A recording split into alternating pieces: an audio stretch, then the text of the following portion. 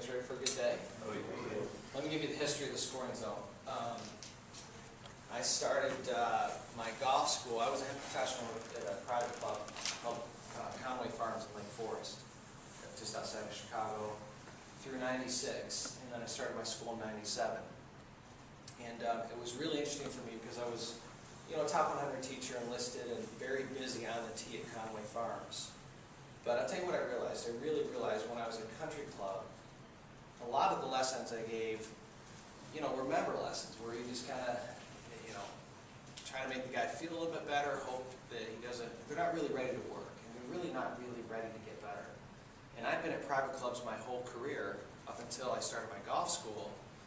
And it totally changed for me when I started my golf school because what I realized is it wasn't convenient for people to come to me or my team, just the same as Jason and Dana and their team here. It's not convenient.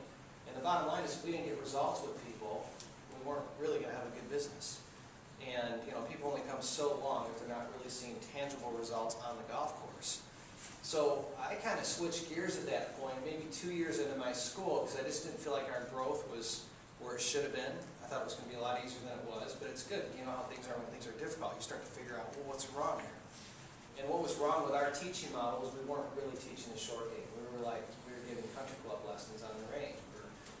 Working on people's golf swing and all that's fine, but the way I look at it now is 40% of your score is on the green, and 30% of your score is from the edge of the green to about 50 yards out. And so that's 70% of your score. If you're not addressing that area, there's no way you're going to score to your potential. And I think one of the things that's difficult is, a guy gets a free hour, he wants to go smash golf balls because it's more fun to smash golf balls on the range. But the reality is, on the golf course, it's more fun to score better.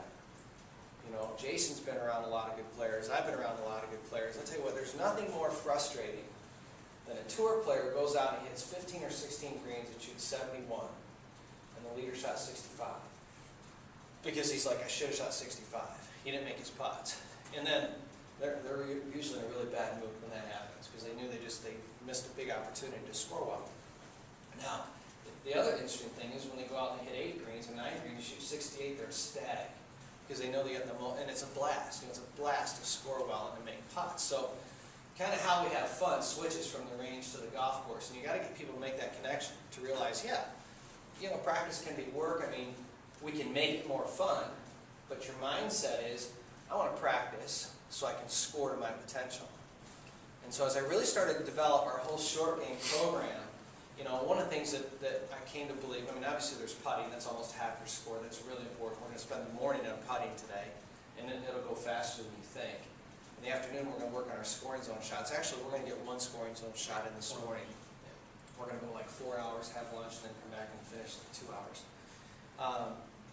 But as I started to develop these short game shots, pitching and chipping wasn't enough. The words don't really describe to me accurately when you watch a tour player hit different shots. You'd be watching a guy on the Golf Channel, and the guy will hit a high shot from the edge of the green, or over a green or whatever, and then a guy will hit a low shot, and one guy will call it chipping. And I'm like, well, is chipping low or is it high? It doesn't define the shot. So in definition, what the scoring zone is you have your putting, and then from the edge of the green to about 5 paces out, there's 3 shots. And you see tour players hit all 3 shots. They'll hit a bump and run, right? A bump and spin, where the ball, they bump it, but it has a lot of spin on it, checks. A hinge and hold is when you're off the edge of the green, but in heavy rough. There's not a lot of rough here, so we'll talk about how to do that, because I understand that later in summer, the rough really pops, right? Sure. So we'll talk about that. And then 5 yards out, 5 yards to 25 yards, we call that shot a toss shot. Right? And that's probably, 70% of the shots you're going to hit around the green are in that zone. Right? A lot of shots in that area. But you have to know how to control your trajectory of your spin.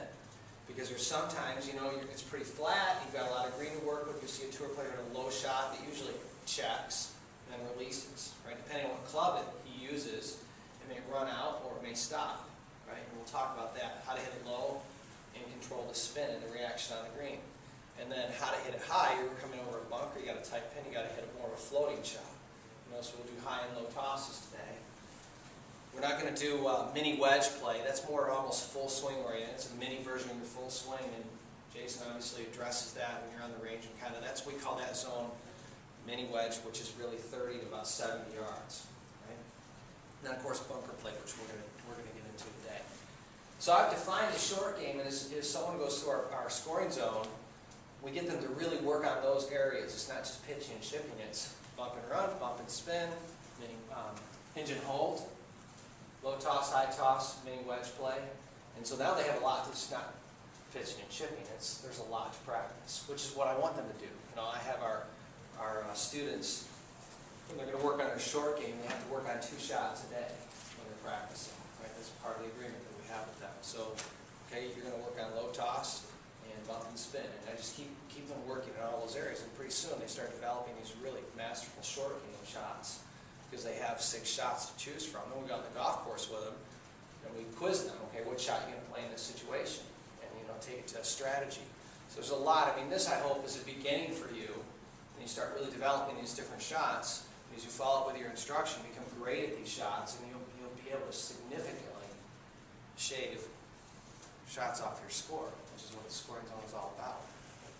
And as we go, it's kind of usually when I go to a club like this, like I'm going to go to my Champions Club tomorrow, and then I'm going to drive over to Raleigh-Durham and do a school at Old Chatham. Both those schools have 12 people, same amount of time, so it's nice that we've got a smaller group. We can spend more time, not have to go as fast. Plenty of time for questions. So what we're gonna do this morning is do a nice presentation on putting, and then we're gonna go out and work on your putting. So we'll start with that. All right. And Jason, anything you want to add in as we go? Obviously, right? Please. So obviously, here's Mr. Woods. It's interesting, Jason and Tiger's not putting well. You guys know that, right? I mean, he got a good run there on Sunday morning, and then it ended. I mean, if he putted just as normal, he would have won a tournament again, right? And he didn't play that well. I mean, I guess he actually did hit the ball pretty well on Sunday, but he certainly didn't, throughout the week, and he hasn't. But that's what you typically find. I mean, guys don't hit it great for 4 days. Rarely, the tournament winner doesn't hit it great for 4 days. But he putts great for 4 days. I mean, that's the defining difference. We were looking at a video that Jason had of Tiger, and there's clearly a difference from here. And this is when he won at the Western Open. I took that myself. There's such a big difference right now from there to what he's doing right now. I mean, he's a lot closer to the golf ball. He's taller. He's more on his heels. And I'm like, if I had his phone number, I'd call him up. Nah, I probably wouldn't. But I'm like, dude, this would be pretty easy to fix. And if he saw it, I think he'd be amazed, right? So, but we're going to use this because this is when he was #1 in putting. This is 98 when he was #1 in putting. I mean, he made freaking everything. So anyway, so we're going to use this as an example. I'm going to start with this first point, and if you want to flip to, I think it's page. This is a fresh journal. I do write this thing like every year. Yeah, right here, page 4. Right? So those are your putting fundamentals. And the nice thing about the way we did this journal is there's bullet points, so you don't have to write any of the stuff I'm going to say down. But then at lunch, I want you to bring your journals in. We'll give you some pencils. Jason and I are going to give you some key fundamentals we want you to be focused on. But if you're like I am, when I'm in a learning environment, I'm thinking, oh, I'll remember that, I'll remember that. Tomorrow you won't remember it, right? So your keys, I really want you to write them down, because, keep that thing. And most of my students have a scoring, and there's just marks all over it after a couple of years, but it's great because like their little personal handbook for their own short game. That's why there's places for you to make some notes, past my bullet points. So the first thing that's important here is this line and how, line of the shaft and how it aligns with the forearms. So in putting, I consider putting to be a non-lever motion. Right? And I consider the golf swing to be a levered motion. Now what I mean by that, when you look at face on, okay, and the club goes back in the golf swing, there's a hinging action. No one can hit the ball far if they didn't have a lever. Right? You need a lever. All right, so that lever obviously releases where we can compress the golf ball and have forward lean in the shaft. And that's important. We'll talk about forward lean in the shaft and stuff in the short game today. So we need a lever. But in putting, I mean, the lever is designed for power. Right? Compression, power, storing energy. And the last thing we want in putting is power. And a lot of times that creates a problem. A lot of people have too much power in their putting stroke, and therefore they can't accelerate at the bottom because there's too much energy. So we want to get rid of the lever. Now, the way to get rid of it is to understand how you create it. Okay? You create it with a good grip. And a good grip, or a leverage grip, is this. The key with leverage grip is make sure your palm, lead palm, is on top of the grip. It's just literally as simple as that. So a lot of times what we see people do is they palm the grip. All right? And if you palm the grip, you can't push down on it as the club swings back. So it'll be very difficult to create a lever unless you've rotated your hand, right? And so if I get my palm, my heel pad on my palm up on top of the grip, I can push down, and that creates a lever. So one of the things that we'll do, make sure we're doing when we start hitting toss shots, we got to make sure that you're gripping it in a way that allows the club to lever up. Okay? Just like in putting, then if you understand, okay, if I want leverage, my palm's on top, if I want to get rid of it, that's when I want my palm to the side of it. So if you look at Tiger carefully, right, he's gripping it kind of what I would call low in the palm.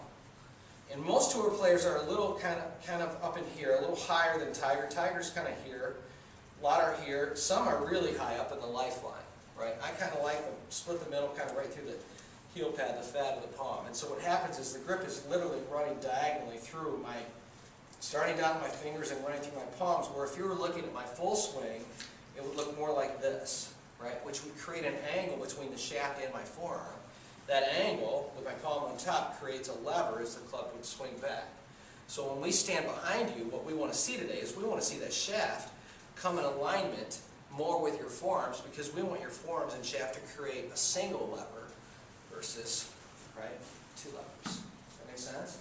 It's also important that the palms match each other. Like, a lot of times you see someone, you stand this way, you know, you basically want the forearms to line up. So you'll see a player that looks like this.